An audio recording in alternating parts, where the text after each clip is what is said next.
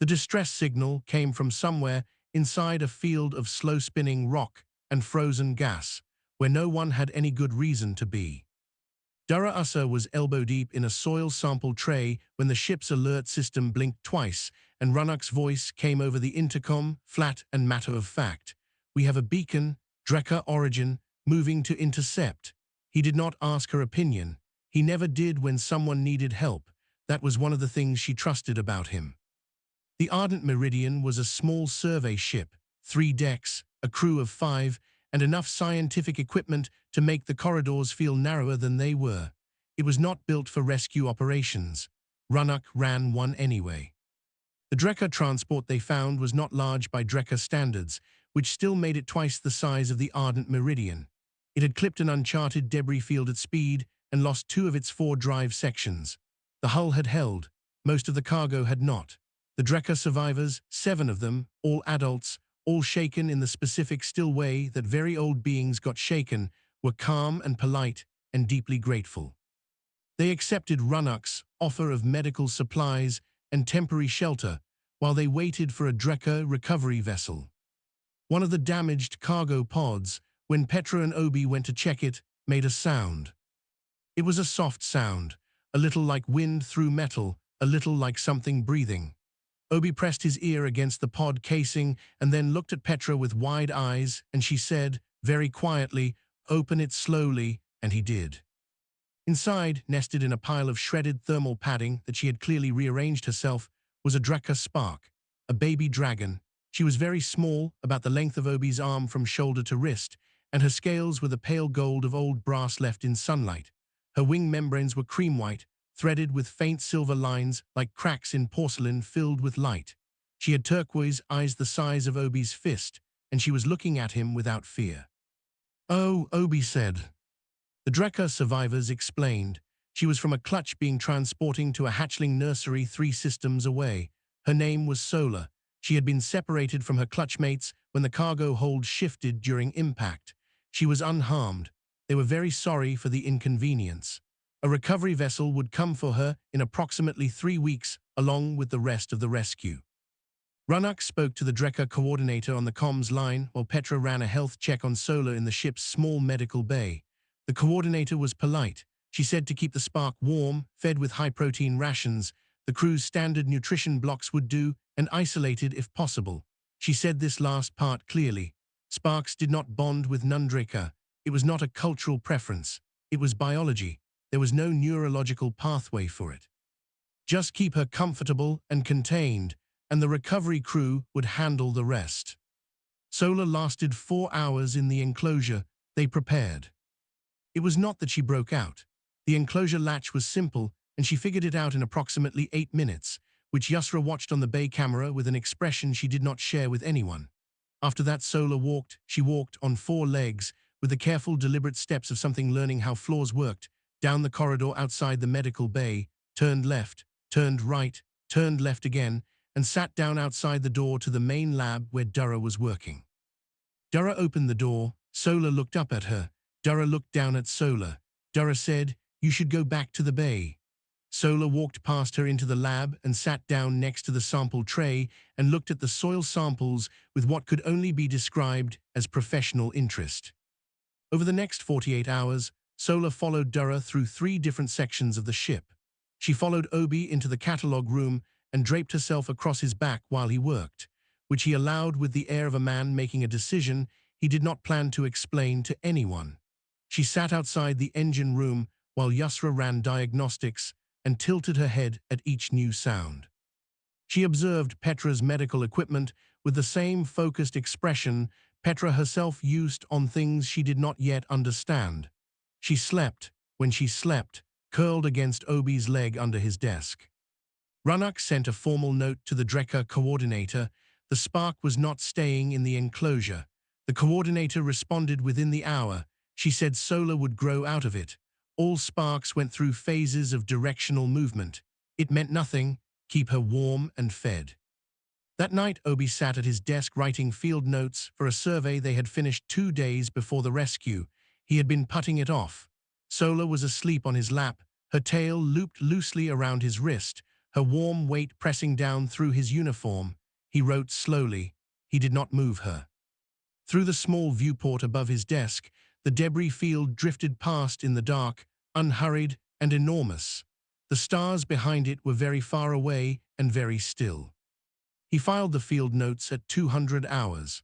By then Solar had shifted so that her head rested against his forearm, and her breathing had slowed to something steady and deep, and Obi had decided not to think too carefully about any of it.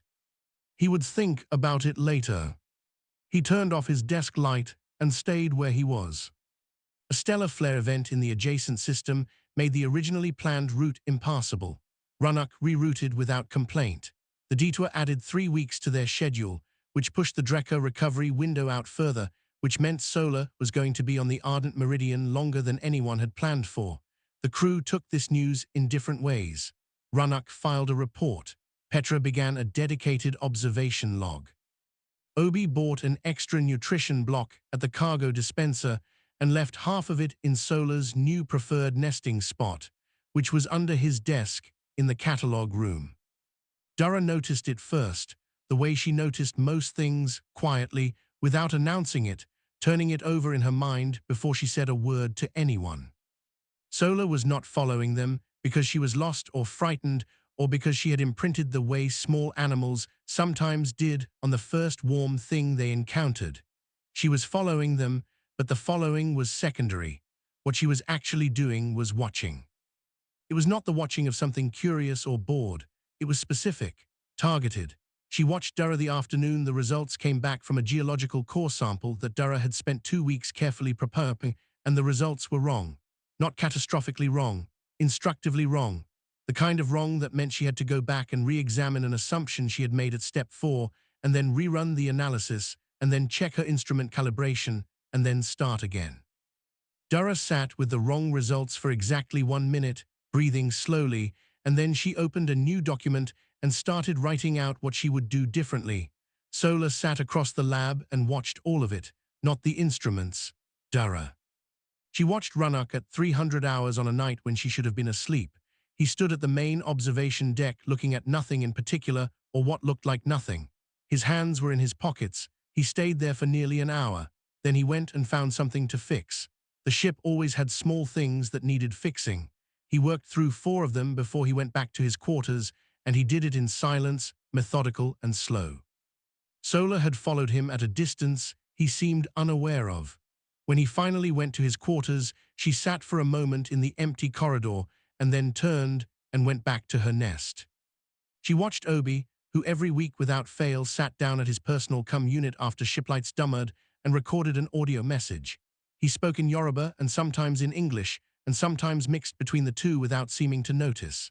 His voice during these recordings was different from his regular voice, quieter and more careful, like he was choosing each word with both hands. He never sent them. Solar sat in the doorway of the catalog room every time he recorded one. She never came closer.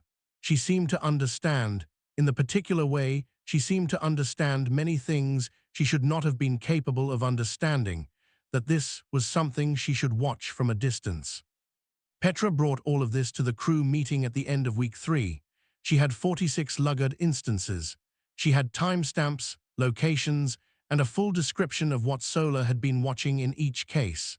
She presented it the way she presented everything, methodically, without editorial comment, and then waited. Runnock said she was an infant, and they were projecting human meaning onto infant behavior. He said it without irritation, as a practical observation. He believed it when he said it. Obi said he did not think they were projecting. Dara said she wanted 2 more weeks of data. The conversation had not finished when the proximity alert sounded, a ship arriving. A Drakai courier vessel, small and fast, had matched their course. The pilot was Kale. He was the Drakai Guardian assigned to Solar's clutch group. He was approximately 400 years old by Drakai reckoning, which made him young enough, by their standards, to still be adaptable. He had green-gold scales and the formal mannerisms of someone who had spent centuries learning exactly how to be correct in every situation. He came aboard expecting to collect Solar within the hour. He had a carry case and documentation, and a politely worded explanation about the appropriate environment for spark development.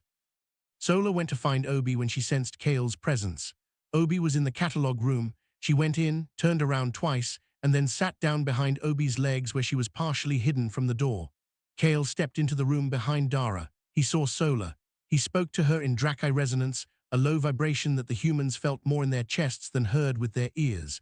Sola made a sound in return, one sound, sustained and clear. Kale went very still. He picked up his carry case. He thanked Rennick for the crew's care. He went back to his ship. He left without Sola. Later that evening, Dara opened a comms channel to Kale's courier. She asked him directly what Sola's sound had meant. There was a pause on the line, long enough that Dara thought he might not answer. Then he said, "Watch what she watches. That is more important than what she does." He paused again.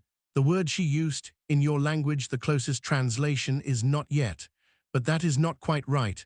A more honest translation would be, I am not finished." He ended the call. Dara sat for a while looking at the blank comm screen. Outside the ship the stars were motionless. Down the corridor, in the catalog room, Sola had climbed back under Obi's desk. The ship ran its quiet routines. Somewhere in the dark, Kale's courier vessel fell behind them and then came about and began to follow at a respectful distance. He had not gone home. The malfunction was small and unspectacular. Yusra's neural mapping array, which she used to measure the electromagnetic behavior of asteroid cores, needed a routine calibration flush. She ran the flush before going to sleep. She set the system to idle scan mode, a low-power background function that recorded ambient electromagnetic signatures, and left the lab. The array needed a signal to lock onto. Idle scan mode worked by finding the strongest nearby electromagnetic source and using it as a reference anchor. The asteroid they had been surveying that day had moved out of optimal range. The next strongest signal in the vicinity was 6 meters away, on the other side of the lab wall, where Sola was asleep in her nest under Obi's desk. Drakai sparks, as Yusra would later learn and spend 3 weeks wishing she had known earlier, produce an electromagnetic field during sleep that is approximately 40 times more complex than anything found in standard biological catalogs. The array locked on. It recorded for 8 hours. The storage log filled and then automatically expanded to secondary storage, which it had never needed to do before. Yusra found the data the next morning when she came in to complete calibration. She stood looking at the secondary storage indicator for a long moment. Then she opened the first log file. She called Petra in after 20 minutes. She did not explain why, she just said, "Come look at this." Petra came, she looked. Then she called Dara. The three of them stood around the display screen and looked at what the array had recorded while Sola slept, and none of them spoke for a while. The data was not imagery. The array was not built to capture images. What it had captured was structured electromagnetic pattern data, dense, layered, and organized in a way that Yusra's instruments described, clinically and without any sense of how strange this was, as high-complexity sequential encoding. She had run the data through the ship's translation algorithm as a test, not expecting results. The algorithm had returned a confidence rating of 62%, which was low but not nothing, and a series of pattern clusters that it had tentatively labeled as memory-equivalent structures. The question was, whose memories? Dara sent a priority message to Kale's courier, which was still following them at a respectful distance. He arrived within 2 hours. He reviewed the data without speaking. The crew watched his face. He had very good control of his face, but there was a moment, brief, just a change in the quality of his stillness, when something in him shifted. He asked for 72 hours to work through it properly with the ship's translation system, and they gave him access to a workstation. And for 3 days he sat with Yusra running the data through successive layers of analysis, and the picture built up slowly the way a photograph develops in a darkroom. Shapes first, then edges, then the specific and undeniable detail. What Sola had been dreaming was this. The afternoon Dara's results came back wrong, and Dara sat with them for 1 minute and then opened a new document and started again. The specific quality of that 1 minute, the weight of it, the breathing, the moment when she decided, was in the data, not as a picture, as a pattern, the way a sound is stored in a recording, not as the experience of sound, but as the shape of it. The night Rennick stood at the observation deck and said nothing, and then went and fixed things in the dark. Every recording Obi had made to his grandmother, all of them, every word, the particular catch in his voice that appeared in certain sentences and nowhere else, rendered into pattern and held with extraordinary care. Yusra's hands moving across a problem until she found the answer. The specific movement, the rhythm of it, the way her fingers stilled when something clicked. Kale explained it with the careful voice of someone who was saying something he had not expected to have to say. Among the Drakai, Sparks dreamed of warmth and food and their clutchmates. The dreams were physiological, developmental. A healthy Spark's early dream record was documented, predictable, and well understood after 10,000 years of Drakai hatchling development research. Solar's first recorded dream contained none of those things. To be held in a Spark's first dream, Kale said, is not instinct, it is not random. A Spark does not dream of comfort. A Spark dreams of what it believes is worth keeping. He stopped. He tried again. The Drakai live for a very long time. We do not always understand until late in our lives what is worth carrying. A Spark does not have language or reasoning or cultural context. What it has is pure recognition. And what Solar recognized, he stopped again. She wasn't watching us, Obi said. His voice was very quiet. No, Kale said. She was recording you. He looked at each of them in turn. She intends to carry you, all of it, what you do when things go wrong, what you do with loss, the way he paused, and the pause had weight in it. The way you keep going, she intends to carry that for the rest of her life. The room was quiet. The ship ran its routines. Outside the viewport, the stars did not move. Solar had woken up during the conversation at some point. No one noticed exactly when. She was sitting in the middle of the room looking at all of them with her enormous turquoise eyes, and the light from the display screen caught the silver lines in her wing membranes and made them glow. Obi put his hand flat on the floor, not reaching toward her, just present. She crossed the room and put her chin on it, and he did not say anything, and she did not move, and the data on the screen held its quiet record of everything she had chosen not to forget. Yusra published nothing. She locked the data behind crew-only access and filed a private report to the Drakai Xenobiological Institute, which was the correct academic channel, and which she hoped meant the whole thing would move quietly through the appropriate institutions before anyone made it into something larger than it was. Within 6 days, 11 separate galactic news services had the story. The Drakai Institute had a leak. It was, according to Kale when Dara asked him, not surprising. He said this with the particular weariness of someone who had dealt with institutions for 4 centuries. He did not apologize on behalf of the institute. He simply helped the crew prepare for what was coming next. What came next was Ambassador Duvin, representing the Galactic Interspecies Council, who arrived aboard a mid-sized diplomatic shuttle that docked against the ardent meridian with the practiced ease of something that had done this many hundreds of times. Duvin was Sirathi, tall, bioluminescent in a muted and professional way, with 4 arms and the manner of someone who had been professionally neutral for so long that it had become a genuine personality trait. They were not unkind. They were also very clear about the purpose of the visit. The council had questions, and the council's questions were not optional. Elder Varath arrived the following day. She came on a Drakai vessel that made the ardent meridian look like a piece of luggage. She was ancient in a way that showed not in any single feature, but in everything at once: the weight of how she moved, the depth of her blue-violet scales, the quality of the silence that arrived in a room with her. She did not look at the humans when she spoke about them in the first session. Rennick noticed this. He did not comment on it. The Council's formal position was that an unprecedented cross-species Drakai bonding event had occurred aboard a human vessel. The cause was unknown, the implications were unresolved, and custodial arrangement for the spark was to be determined pending investigation. Several council members had submitted written opinions suggesting the humans had done something to cause this. The written opinions were careful, not to say deliberately. they said something. Rennick sat through the first 2 sessions without saying much. He read the submitted opinions. He reviewed the Council's interspecies law database, which Yusra had pulled in full. He had a long private conversation with Dara in which she walked him through every piece of data they had and what it meant and did not mean.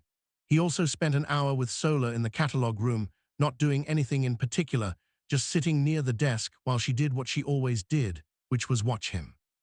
On the 3rd session, he spoke. He did not argue that the humans deserved anything. He did not argue that Solar was theirs, or that her bond with the crew was good for diplomatic relations, or that it represented some hopeful new era in interspecies understanding. He left all of that alone. He said, "The Drakai have 10,000 years of documented spark development. You know better than anyone what a spark's first dream means. You have said in this room that it represents the deepest biological recognition your species is capable of. You have access to the recorded data. You have heard what she chose to carry." He paused. "I would like to know," he said, when in this process anyone asked Solar. The room was quiet. "She is 6 months old," Varath said. Her voice was very low and carried the way deep water carries sound. "Yes," Rennick said, "and she used a word that your own guardian translated as 'I'm not finished.' She left a carry case full of documentation. She did these things without language or legal standing or any cultural framework for what she was doing, and this council is preparing to override it." He let that sit for a moment. "I am not saying the council is wrong to investigate. I am saying the council should be very careful about what it decides before it finishes looking." Ambassador Duvin was quiet for a long time after that, long enough that the quality of the silence changed. The council did not dissolve the bond. They tabled the question of custodial arrangement and formally opened a study period of indefinite length. Solar would remain aboard the Ardent Meridian with a Drakai observer present. Kale was already there. He was formally appointed without anyone having to ask him to stay. Varath's departure was brief. She did not attend the closing session. She went alone to where Solar was resting in the catalog room, and she crouched down, a movement that looked like it cost something, and spoke to her in resonance frequencies too low for the ship's instruments to resolve. The exchange lasted 4 minutes. When it was finished, Varath stood. She did not do any of the formal Drakai farewell gestures that the crew had been briefed to expect. She simply paused at the door. Then she walked to her ship and was gone. Kale, when Dara asked him later what Varath had said, told her that resonance between a Drakai elder and a spark was private by the oldest customs they had, and he would not translate it. Then, after a pause, he said, "She did not argue with Solar. I can tell you that much. Whatever she said, she did not try to change her mind." Dara considered this. Outside the viewport, the diplomatic shuttle was already gone, just a light retreating among other lights. "Did Solar respond?" Dara asked. "Yes," Kale said. "What did she say?" He was quiet for a moment. "She said the same word she said to me," he said, "the first time I came to collect her. 'Not yet, I am not finished.'" Dara nodded slowly. Down the corridor in the catalog room, Obi was cataloging samples. Solar was watching him. The ship continued on its route through the dark, and behind it, now officially, Kale's vessel followed. He had a berth on the Ardent Meridian now, a small one. He had unpacked very little. He was beginning to understand that he was going to be here for a while. His berth was small. This was not a problem. Kale had slept in worse places in 4 centuries, and some of the best ones had been the smallest. What was a problem, in a way he could not quite name at first, was that the ship was loud. Not with sound, the Ardent Meridian ran quietly, mechanically speaking, but with presence. 5 people in a small space made a kind of noise that had nothing to do with volume. It was the noise of lives overlapping. He had not lived in close proximity to humans before. He had not understood how much of themselves they left in the air around them. He kept to himself for the first 2 weeks. He had his observer duties. He filed his reports. He ate in his berth. He was correct and formal with the crew in the way he had always been correct and formal with non-Drakai, which was to say thorough and impeccably polite and about as warm as a navigation chart. Then Dara's 3rd experiment in 10 days failed, and he happened to be in the corridor outside the lab when it did. And through the door, he watched what happened next. She did not throw anything. She did not leave. She sat for a moment with her hands flat on the desk and her eyes closed, and then she opened a new file and began writing, not the results, not the analysis.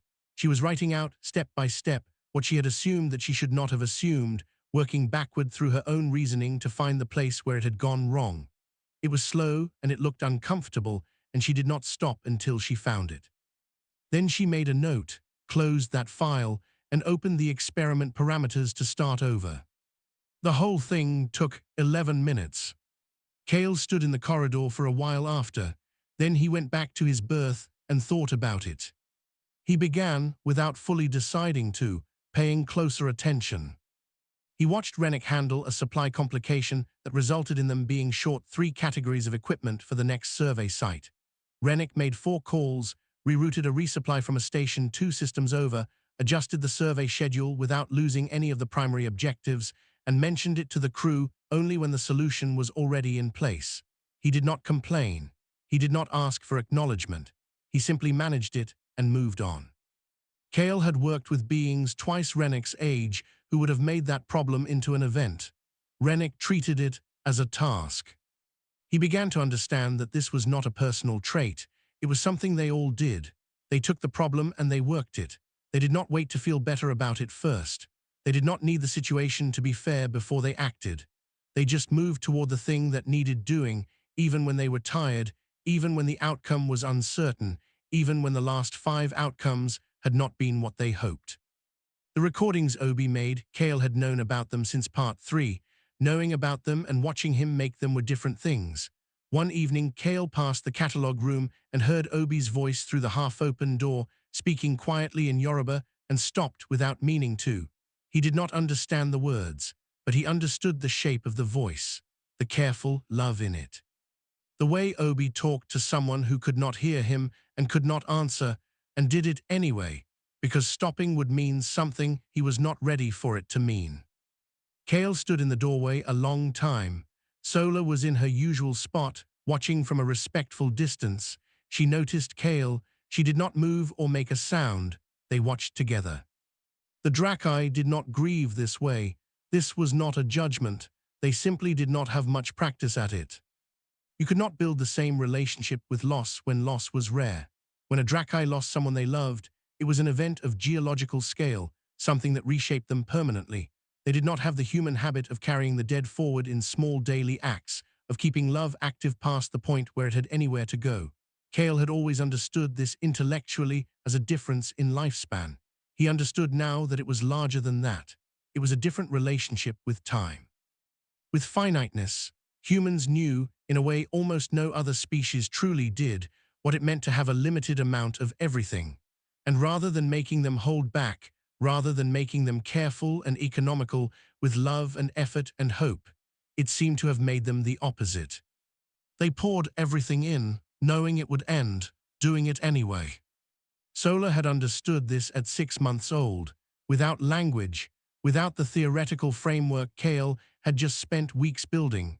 She had looked at these creatures and known. He filed his monthly observer report to Elder Varath.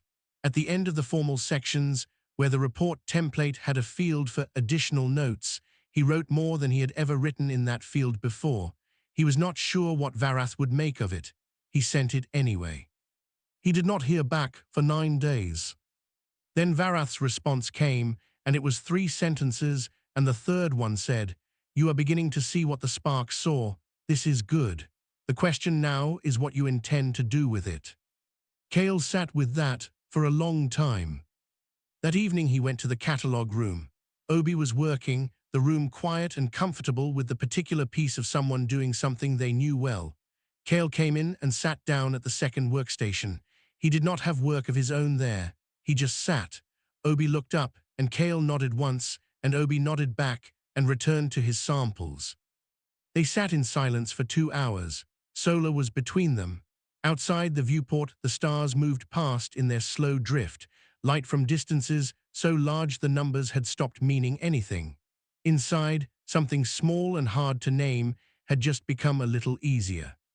Cale did not have a word for it. He thought the humans probably did. He thought he might ask, eventually, not yet. Nobody planned it as an occasion. That was the thing Dara would always remember. They had gathered in the main lab under the cover of what Petra called a routine biometric check, and what everyone else quietly understood was an excuse to all be in the same room, because Sola was 10 months old, and something was building in her the way pressure builds before a change in weather. Everyone had felt it for days. No one said it out loud, because saying it would make it into an expectation, and none of them wanted to be the one who got it wrong. So they were all there, doing other things, Dara at her data console, Rennick with a maintenance report he had already read twice, Yusra, who had quietly recalibrated her recording equipment over the past 3 weeks for reasons she did not formally explain in any log, had it running at full sensitivity. Petra was writing notes. Obi was doing nothing, specifically, he had a sample tray in front of him that he had not looked at in 40 minutes. Kale stood near the door with his arms folded, in the posture of someone who was pretending this was a normal morning. Sola was in the middle of the floor. She had placed herself there deliberately, which they knew because she had come from under Obi's desk and walked to the center of the room and sat down and looked at each of them in turn, and then waited. She was larger than she had been 10 months ago. Her pale gold scales had deepened slightly at the edges, the cream white of her wings had taken on a warmer tone, and the silver lines in her membranes had thickened just enough to catch the light differently. She still had the enormous turquoise eyes. Those had not changed at all. She breathed in slowly. The sound she made was not loud. It was a resonance, felt as much as heard, a vibration that began low and built in layers, each layer arriving slightly after the last, so that it took a full 6 seconds to complete. It filled the lab without effort. It was not the sound of an infant. It was the sound of something that had decided what it wanted to say. Kale made a sound of his own, involuntary, immediately suppressed. His head came up and his eyes went to Sola, and he did not look away. Yusra had it all. She checked her recording display with the quick, quiet movement of someone who has been ready for a long time. The data was clean and complete, and filling its storage log in long, dense lines. She looked at it for 3 seconds and then looked at Sola instead.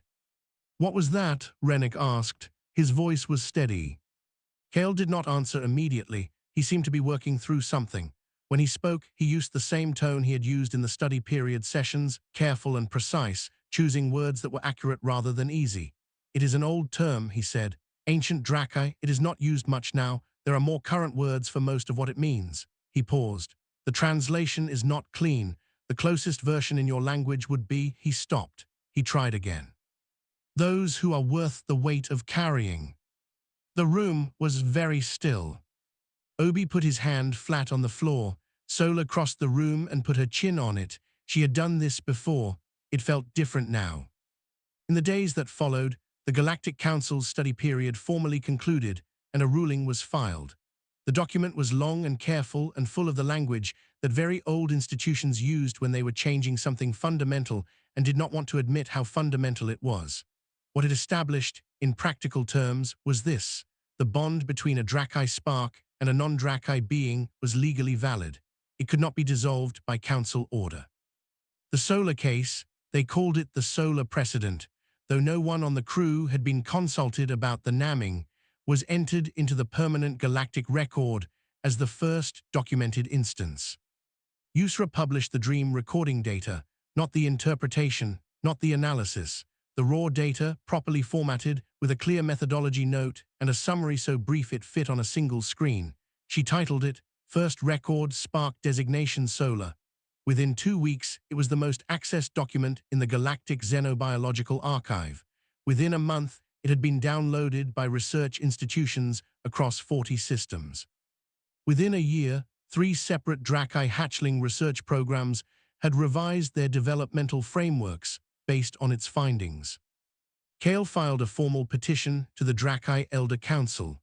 He asked them to revisit their understanding of what spark bonding meant, not to change the biology, which was not changeable, but to change what the biology was understood to say about who was worth bonding with. He wrote it over 6 days and revised it 14 times. Elder Varath, in her formal response, which was copied to the Galactic Council and the Institute and quietly to the crew of the Ardent Meridian, wrote, "The spark was wiser than we were. This is not a failure of our understanding. This is what sparks do. We should have been listening more carefully." Obi gave one interview to a galactic news service. He said 3 sentences: that Solar was doing well, that the crew was continuing their survey work, and that he did not have a theory about why she had chosen them. Then he went back to his soil samples. The interviewer filed the segment anyway. It was, against all reasonable expectation, the most watched part of the coverage. Rennick wrote in his private log that night. He wrote one paragraph. It said that he had spent 30 years in deep space and had never once wondered whether he was being watched by something that cared whether he was worth watching, that he found, now that he knew, that he did not mind, that he found he would like to try to be worth it. He did not share this with anyone. He filed the log entry and closed his terminal and went to bed. The Ardent Meridian resumed its survey route the following morning. Solar was at the forward viewport. She stood there the way she always stood there, very still, her eyes moving from star to star with an attention that was impossible to misread as idle. She was not looking at them the way someone admires scenery. She was looking at them the way someone looks at a thing they are making sure they will be able to find again. She would carry this ship and these people and everything she had seen them do for 1,000 years. She knew this. She had known it from the first night. They were only beginning to understand what that meant. Outside, the dark was enormous, and the stars were very far apart, and the small gold dragon at the viewport did not look away.